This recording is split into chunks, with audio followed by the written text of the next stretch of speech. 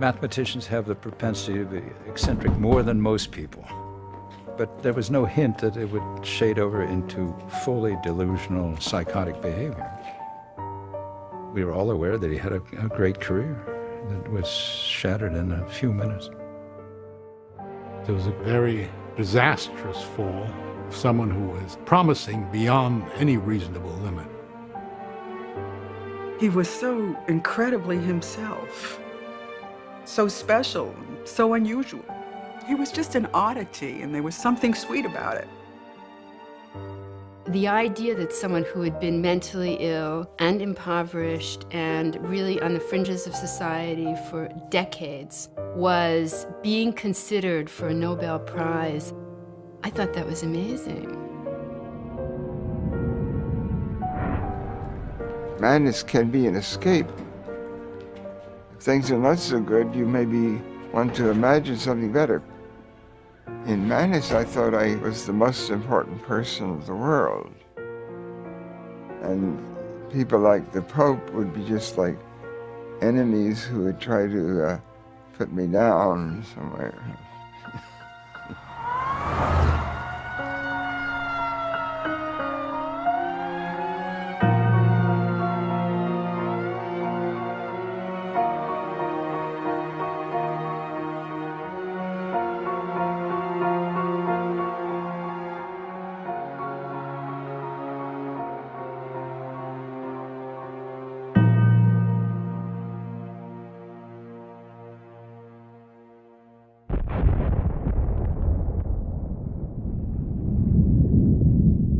In September 1949, the world learned that the Soviet Union had joined the United States as a nuclear power.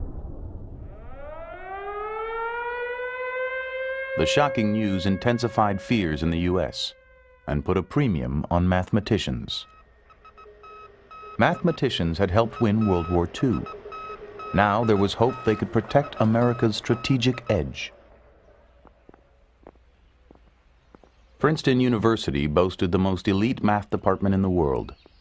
Each of its graduate students was hand-picked. That year, one stood out. A 20-year-old from West Virginia named John Forbes Nash.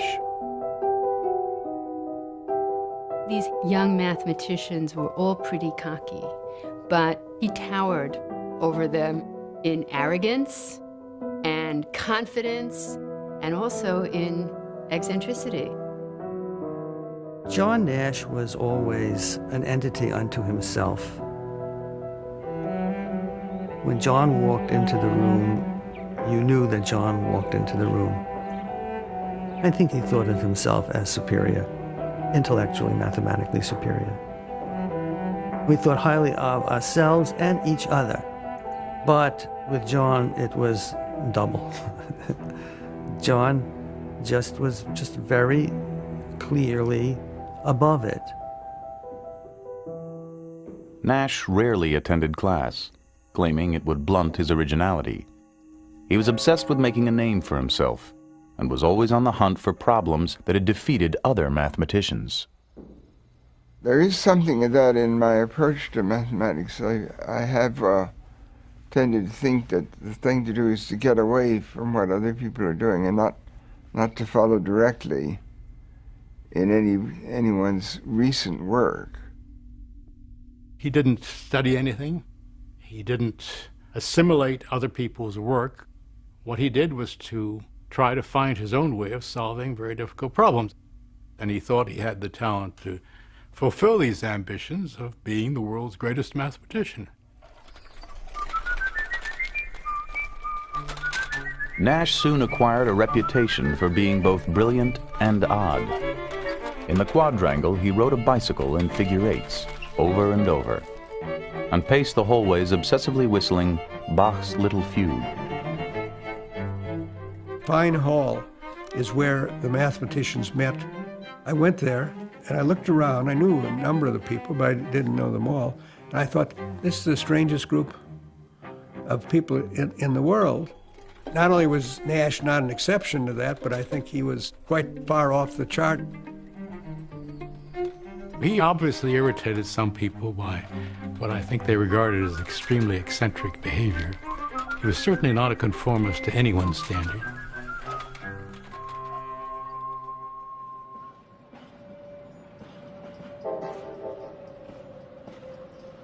Even as a boy growing up in Bluefield, West Virginia, deep in the Appalachian Mountains, John Nash stood out. I was in grade school and I would be doing arithmetic. I found myself working with larger numbers than other students would be using. I would have several digits and they would have maybe 2 or 3 digits. One time, one of the teachers said he couldn't do the math. This is like 4th grade. And my mother laughed because it was obviously the point was he was doing it differently. I think my parents always knew that John was bright. His father, John Sr., was an electrical engineer. His mother, Virginia, a former teacher, tutored John at home and had him skip a grade in school. One time someone suggested that I was a prodigy. Another time it was suggested that I should be called Bug Brains because I had ideas that were sort of buggy or not perfectly sound. He took his share of abuse from certain groups, the brain working a little bit faster than anybody else's, so everybody else felt like they had to ridicule it a little bit.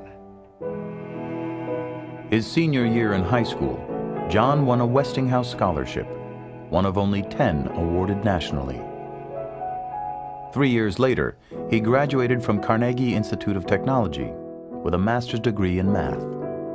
His advisor wrote him a 1-sentence recommendation. This man is a genius.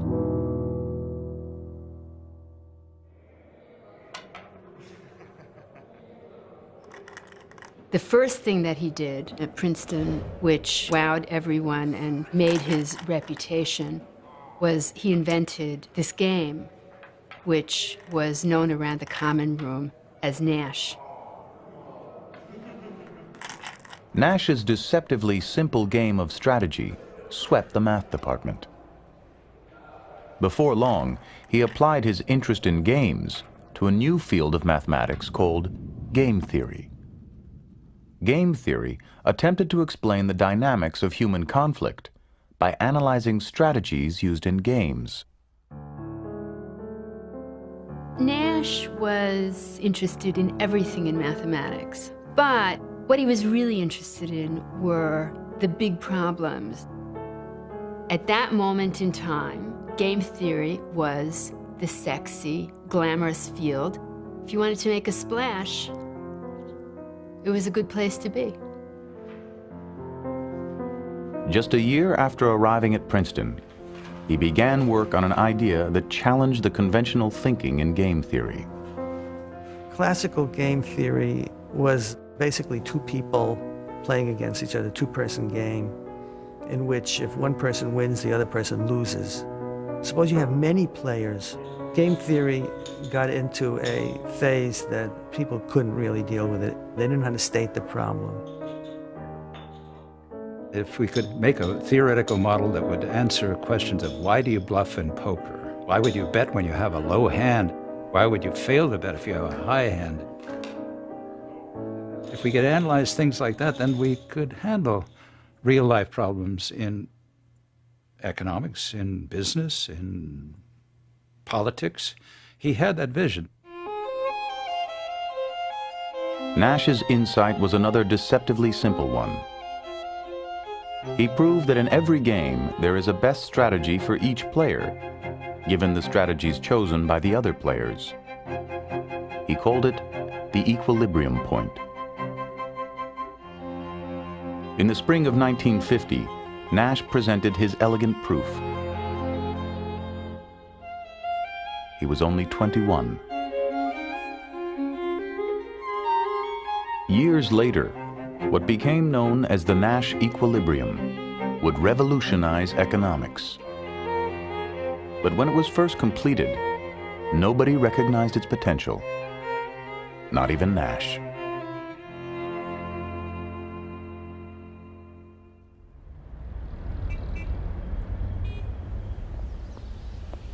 After receiving his PhD, Nash moved to Boston and joined the faculty of MIT. Students called him the Kid Professor, but he considered himself head and shoulders above his colleagues. Basically, John was a out-and-out and uninhibited and shameless elitist. He was only interested in people who could operate more or less on the same mental level that he was at.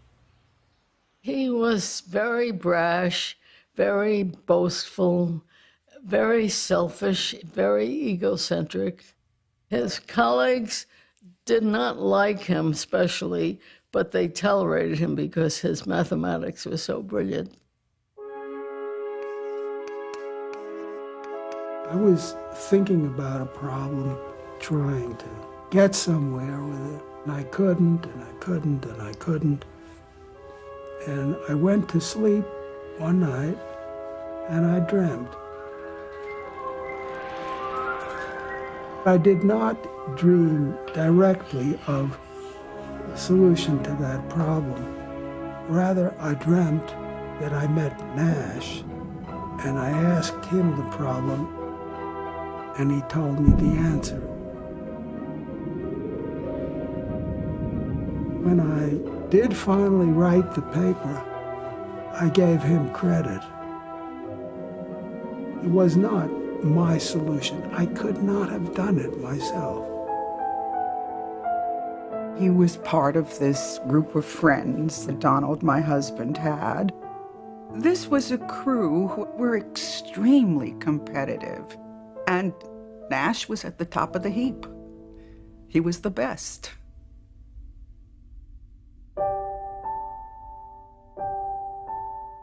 The following year, Nash began his first serious relationship.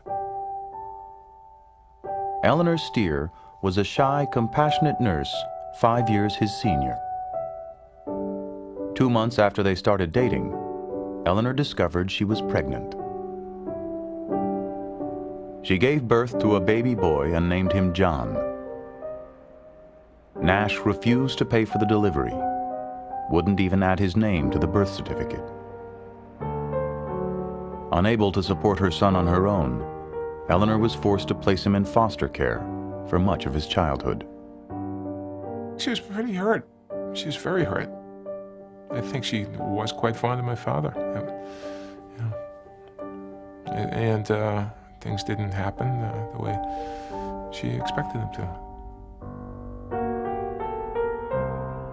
The couple drifted apart. Nash kept the affair a secret. His parents and colleagues didn't even know he had a son.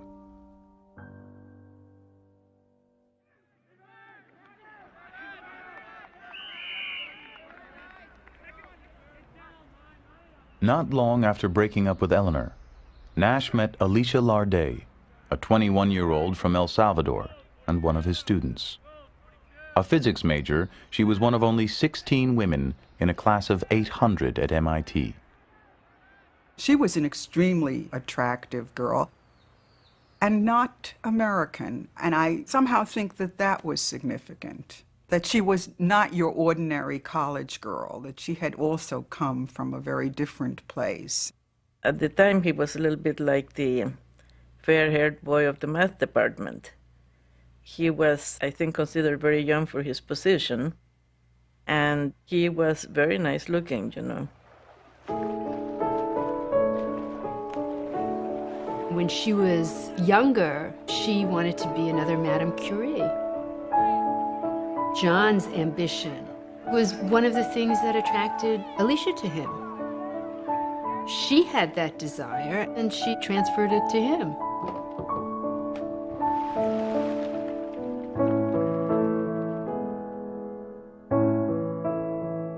In February 1957, Alicia and John Nash were married in a small, private ceremony in Washington, D.C.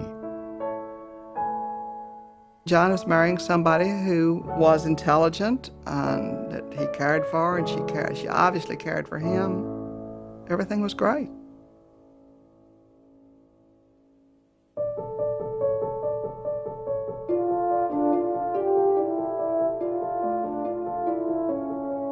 Since arriving at MIT, Nash had solved a series of imposing problems in mathematics, ranging from algebraic geometry to partial differential equations. Unlike his work in game theory, these groundbreaking proofs dazzled the mathematical world. We would all be climbing the mountain being mathematical perfection. He had a different approach. We came up this way and he came this way. In July 1958, Fortune magazine featured him as one of the brightest stars in mathematics. He had just turned 30. For a mathematician, turning 30, it's a lot like for a ballet dancer or an athlete. Age is your enemy. By his own standards, Nash had fallen short. For a decade, he had pursued the Fields Medal, mathematics' highest honor. That year, he failed to win it again. He was an intensely ambitious person. He was extremely competitive, and he was very bitter that he didn't get it. At the time, I had some recognition. I was making some progress professionally, but I wasn't really at the top. I didn't have top-level recognition. He threw himself into solving the Riemann hypothesis, the holy grail of mathematics. The work was mentally and physically exhausting, and ultimately proved futile. He began to worry that his best years were behind him. At the same time, he learned that Alicia was pregnant. A psychotic break is usually precipitated by some stressful experiences. Often these stressful experiences involve a demand that the person who becomes psychotic take on greater responsibility. Below his brash and confident surface, John Nash now hid another side of himself. One filled with anxiety, self-doubt, even fear. It would mark the beginning of a strange and tragic metamorphosis.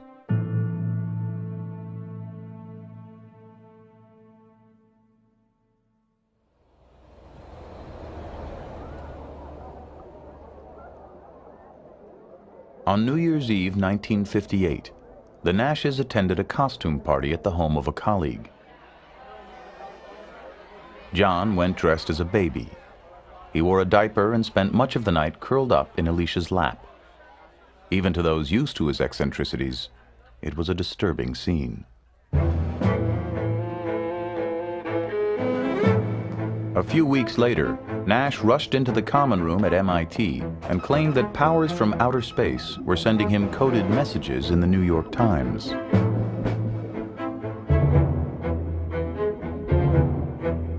Another incident soon followed. He interrupted a lecture to announce that he was on the cover of Life magazine, disguised as Pope John XXIII. He knew this, he said, because 23 was his favorite prime number. Then he began noticing a curious pattern on the MIT campus. Men wearing red ties. He was sure they were members of a secret communist organization. When the University of Chicago offered him a prestigious position, Nash turned it down. He was already scheduled, he said, to become Emperor of Antarctica.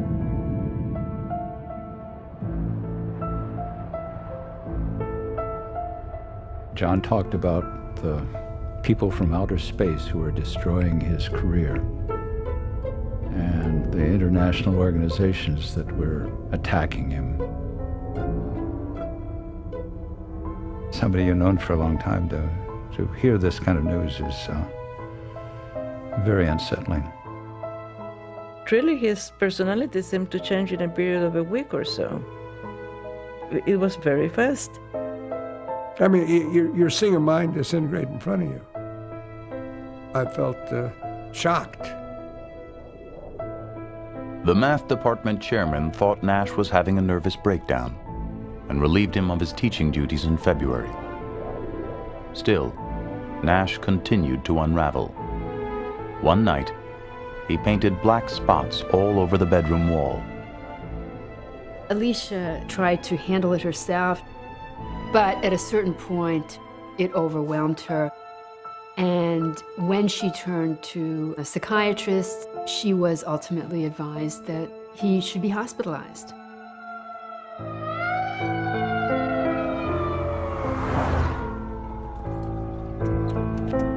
Here was this genius, and you were going to clap him into a hospital where God knows what might happen? I think it was very tough. I didn't feel that I belonged locked up. I never went voluntarily.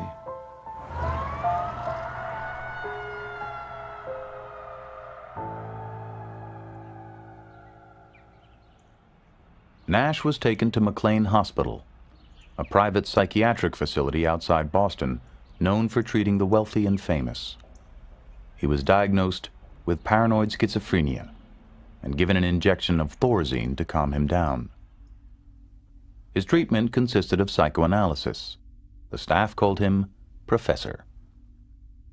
In those days, many doctors thought schizophrenia was related to problems in childhood, problems in mothering. They didn't know it was a real brain disease, and that people are born with a vulnerability to that brain disorder.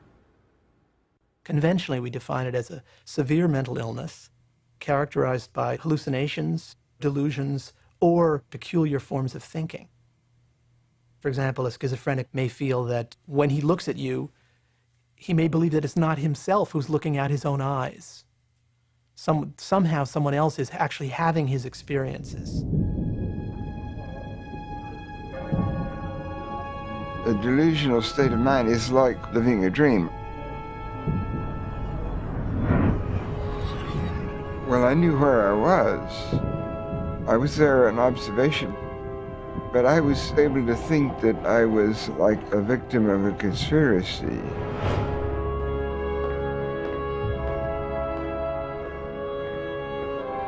The delusions have often a cosmic quality, a feeling of ominousness. Everything that happens around you takes on a tremendous significance.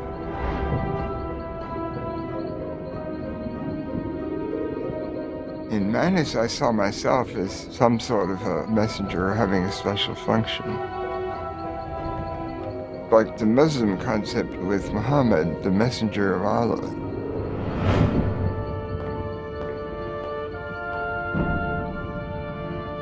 Someone who visited him in the hospital asked him, how could you, a mathematician, someone who's committed to rationality, how could you believe that aliens from outer space were communicating with you? Nash's response was, these ideas came to me the same way my mathematical ideas did, so I believed them.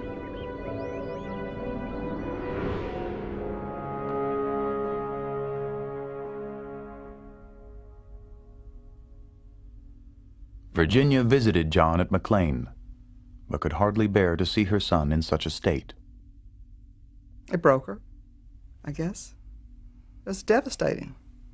You can imagine that every day she would wake up and she would go to bed and she would have this on her. Alicia urged his colleagues to visit, hoping their support would help John get back on his feet. All the mathematicians were very upset, because this was a great genius that was lost. They said, Newman, they are not going to let me out until I'm normal. But that'll never be. I never was. I began to realize I would not be getting out of the hospital unless I conformed and behaved normally. So in part I would do that as if I would be sweeping the delusions under a rug, and they were able to come out later on. It could be triggered, and I would move very quickly to accepting it again. Nash retained a lawyer who secured his release after 50 days of hospitalization. Within weeks, he resigned from MIT, withdrew all the money from his pension fund, and announced he was leaving for Europe. Alicia, who had given birth while John was in McLean, felt she had no choice but to go with him. They left behind their newborn son with Alicia's mother.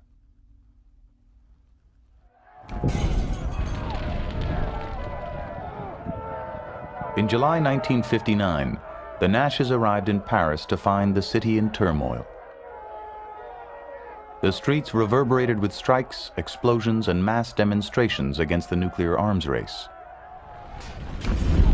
A week later, Nash suddenly took off on his own.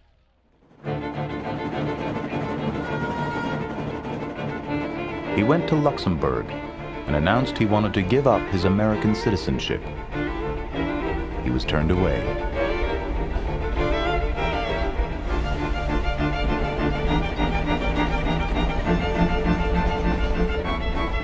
I got to Geneva and I thought of a way of being a refugee. They had a slogan, City of Refuge. I envisioned a hidden world where the communists and the anti-communists were really the same. They were sort of schemers. I had the idea that some of the people like Eisenhower and the Pope and the powers that be might be unsympathetic to me.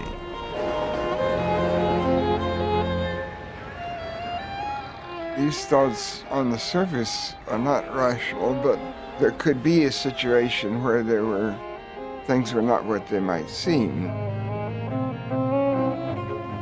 If to be mad is to be in error, there's a kind of contradiction there, isn't there, between what it is to be mad in the eyes of the world and what it is to have these experiences in which you're having a sense of revelation and you're noticing features of the world that other people seem to be too stupid or too blind to recognize. Most of the time when he was trying to give up his citizenship, he was being followed around by the naval attaché who had his commission to get his passport back and give it to Alicia. And so he chased him around Europe. I went to the American embassy in Paris and I asked for help. I said, I don't know what to do, but I don't want him to get into trouble. Nash wandered Europe for 9 months before embassy officials arranged to have him deported. French police seized him and took him to the airport. Nash later claimed that he was sent back on a ship, in chains like a slave.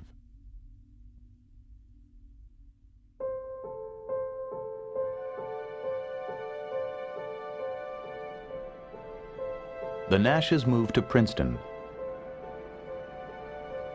To support her family, Alicia took a job with a research division of RCA.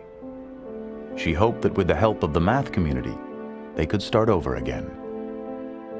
When John moved back to Princeton, we offered him work with no real heavy responsibilities, just to get him back into the society. And those efforts foundered when he refused to sign W-4 forms.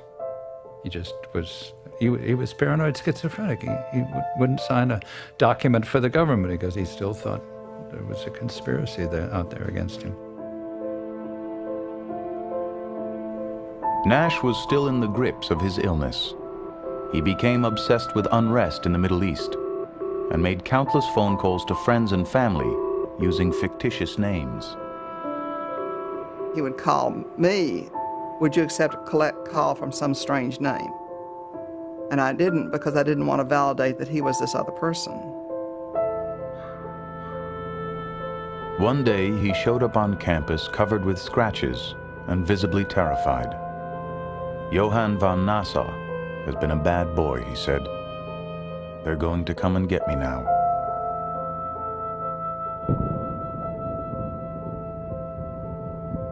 Less than 2 years after his release from McLean, Nash was hospitalized again. Alicia, Virginia, and his sister Martha committed him to Trenton State Hospital, the former New Jersey lunatic asylum. At this point, we didn't know whether this was going to be a very long, very expensive process.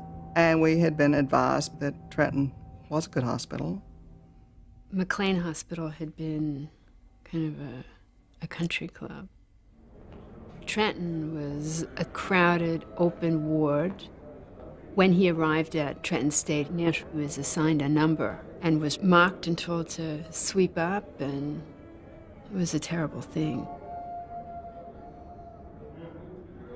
When his colleagues heard where Nash was, many were outraged. "Who's going to figure out what is wrong with a genius there?" asked one. "It is in the national interest," warned another, "that everything possible be done to protect Nash's exceptional mind."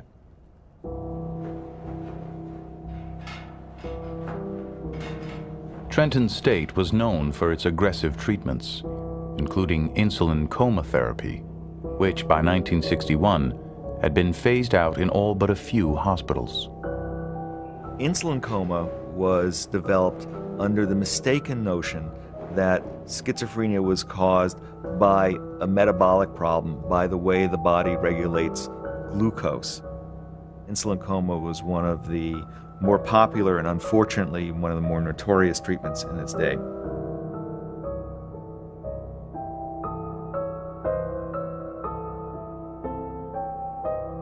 I don't remember all the details.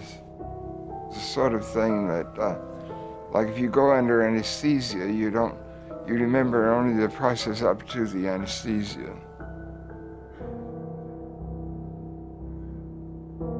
A nurse would wake patients early in the morning and give them an injection of insulin. Their blood sugar would drop, and soon they would be comatose. Some patients would suffer spontaneous seizures.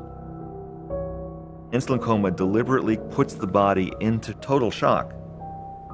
This was done under supervised circumstances, because if you do that too aggressively, you can die.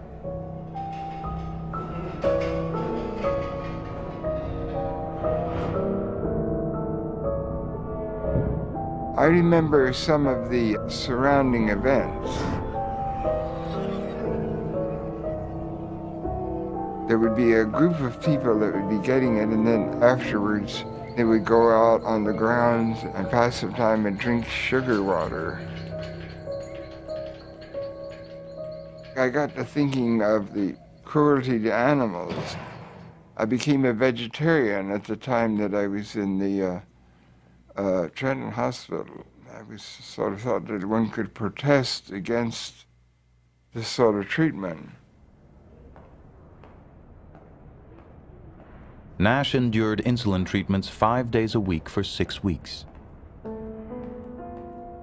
His symptoms diminished, and after 6 months of confinement, he was finally discharged. No one knew what the long-term effects of his treatment might be. He came to visit us, and it was after this awful treatment, and he looked like he had been battered and through some devastating something, and spoke of it a little bit himself. And it was, it was kind of heartbreaking. He said these treatments that he had gone through had wiped out his early memory. So I think what he was doing, he was visiting me and different people to see if he could get his memory back.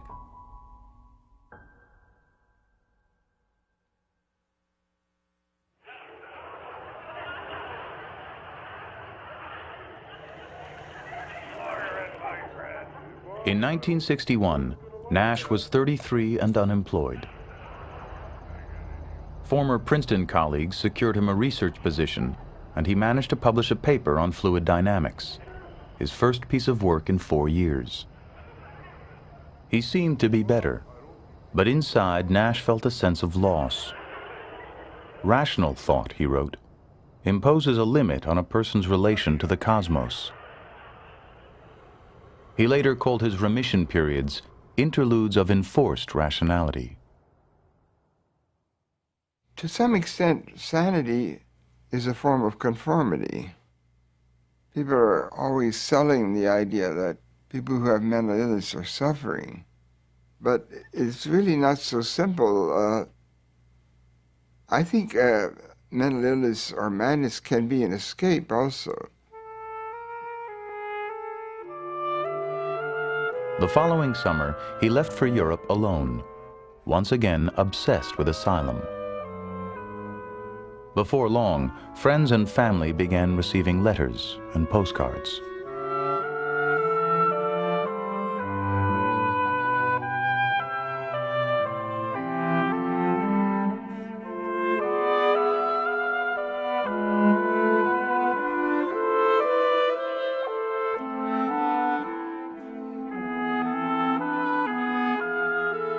It wasn't the type of letter you would expect to receive from a father. How you doing, or what have you been up to? It was unbelievable how these things were supposed to mean something. They were frightening in a way, the letters. And they made use of all the things that had been in his life. Mathematics was a kind of numerology, and politics mixed with paranoia.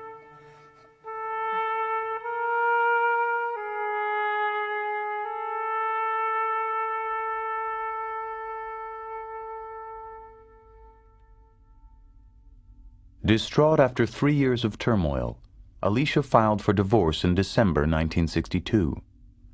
Her complaint charged that Nash resented her for committing him and had deserted her without support.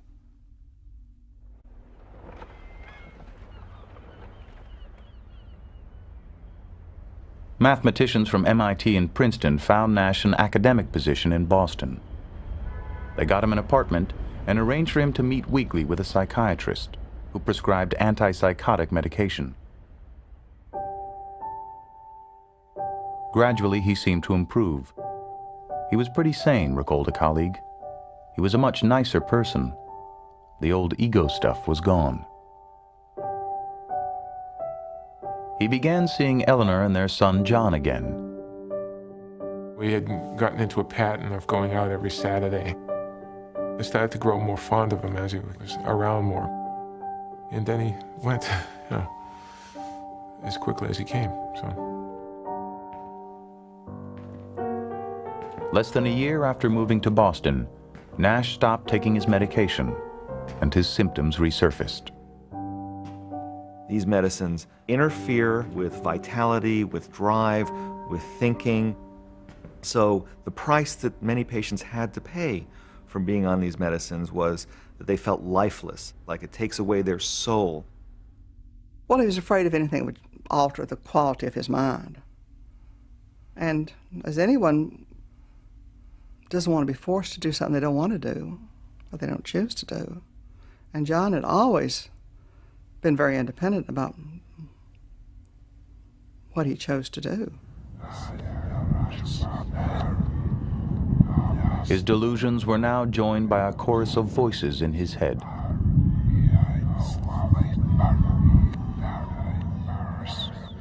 The kinds of hallucinations that are most common in schizophrenia are auditory hallucinations of voices of a certain kind. One kind would be 2 or more voices which are talking about the ongoing behavior of the patient. So if I were schizophrenic, I might hear, John and Mary saying, okay, so why is Louis doing that now? And then Mary would say to John, oh, he's just a jerk. He always does that kind of thing. They go back and forth, but it's sort of a commentary, often critical, on my ongoing behavior. You're really talking to yourself. It's what the voices are.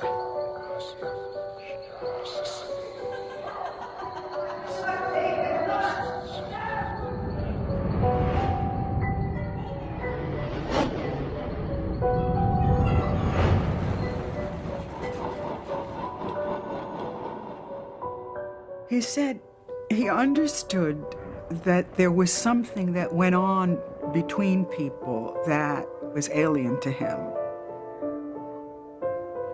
He was sort of enclosed in a bubble, that he felt lonely.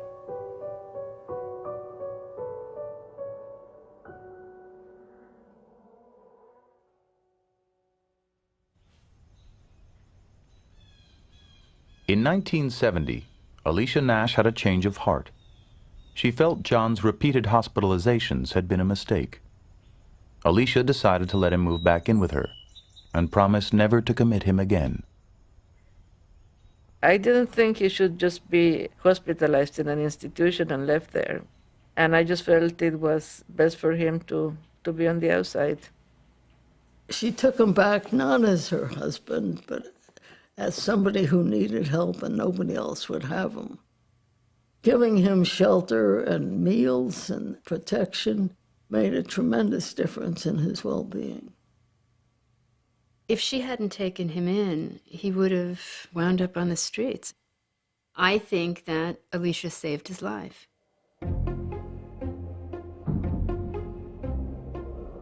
Princeton students began noticing a strange sight on campus. Entire blackboards filled with minutely written formulas and secret codes. Rumors spread it was the work of a mysterious figure who wore red sneakers and kept to himself. They called him the Phantom. There were all kinds of myths about him. The students would tell each other that he had gone mad because of a too difficult problem he tried to crack, or after a rival beat him to the punch. And students were aware that the powers that be were protecting him. From time to time, you would see in your office, under the door, sort of huge number of sheets that's been worked out the night before, computing the probabilities of certain coincidences, very detailed computations. He was into proving the existence of God. I felt that I might get a divine revelation by seeing a certain number. A great coincidence could be interpreted as something, a message from heaven.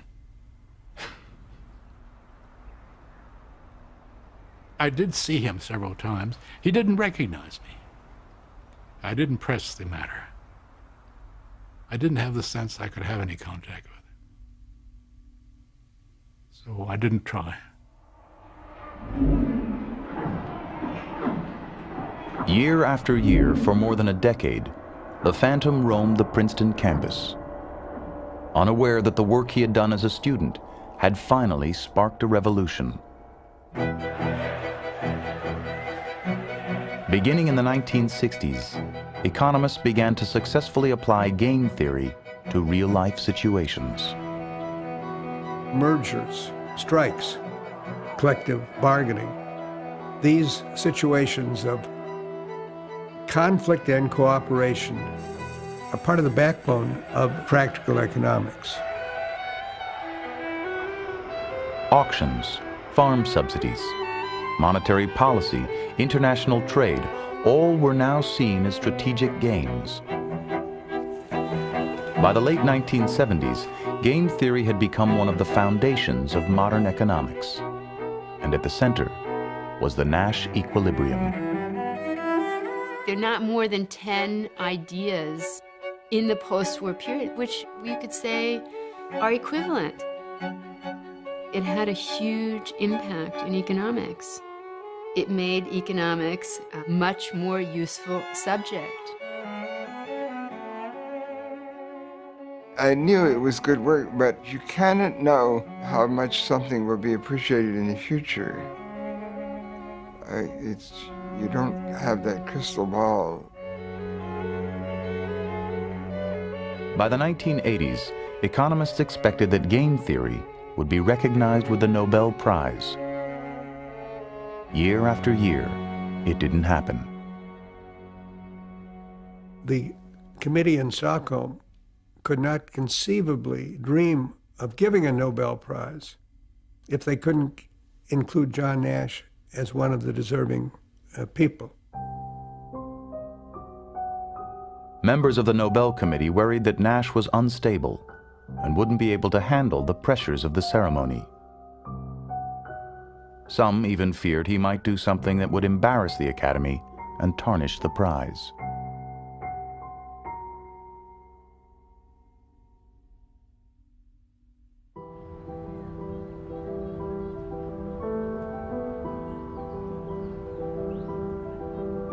Beginning sometime in the 1980s, after 3 decades of struggling with mental illness, John Nash experienced his second transformation.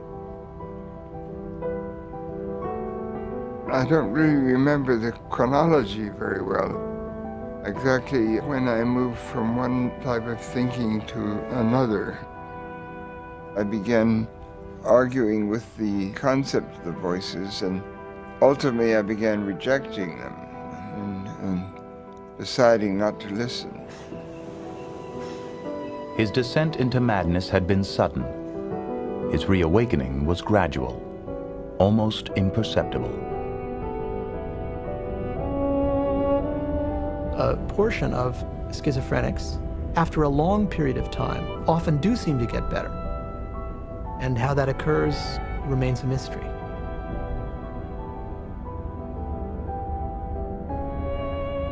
Slowly, he became more engaged and lucid. Word of his remarkable recovery spread. Those around him assumed new antipsychotic drugs were helping. But Nash had stopped taking medication in 1970. I said, "John, how in the devil have you recovered?" He said, "I willed it. I decided I was going to think rationally." He has said that he more or less put his hallucinations aside, like a conscious decision. I mentioned that to somebody, and she said, "Well, why didn't he do it sooner?" The fact that people did not abandon him, that there were people who treated him like a human being, made it possible for him to re-emerge. This wonderful thing that happened to John could only happen in this little mathematical community that is very, very tolerant of certain aberrations and also at the same time incredibly admiring of gift or genius. That was what was important about Nash in that world, not that he was ill. 2 American professors and a German researcher have been awarded the Nobel Prize in Economics. The 3 winners of today's Nobel Prize played major roles in bringing the principles of game theory to economics. Princeton's John Nash was cited for developing what has become known as the Nash equilibrium, a pioneering theory about the point at which conflicts get resolved. Under the theory, companies... My wife said, "John Nash? You don't think that's the John Nash that we know?" I didn't know John was still alive. I remember clearly, I heard it on the radio, and I said, "That's John." And I cried. All I could think was, I wish my parents could know this. On December 10th, 1994, at the age of 66, John Nash received the Nobel Prize in Stockholm. Dr. John Nash, your analysis of equilibrium and non-cooperative games and all your other contributions to game theory have had a profound effect on the way economic theory has developed in the last 2 decades. I was delighted. I was absolutely ecstatic. And so was my wife. It was so wonderful. Jubilant. We danced around our kitchen. I mean, it was such a marvelous vindication that after all this time, this incredible acknowledgement, it was great.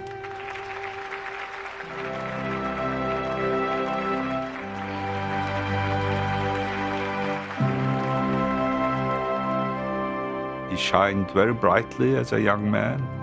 Then he had his illness and is now a very pleasant, accomplished gentleman. It feels right somehow.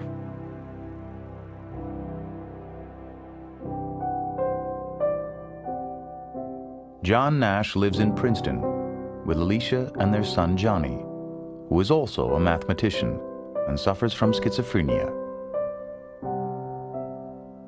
After a long estrangement, Nash has reconnected with his eldest son, John Steer.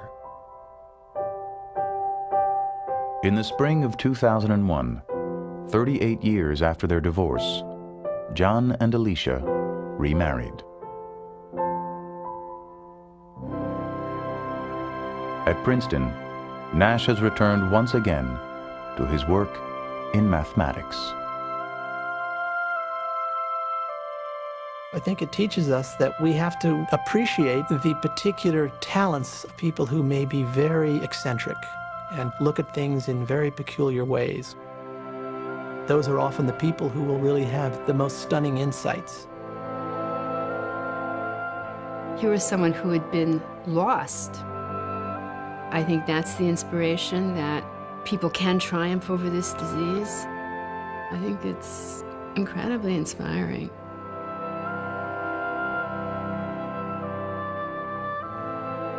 I'm not thinking anything crazy, but there are different possibilities. I don't know what the future holds exactly, even if it's not such a long future. For me. Of course, the future in general is presumably long, unless things really go bad, or unless some miracle happens.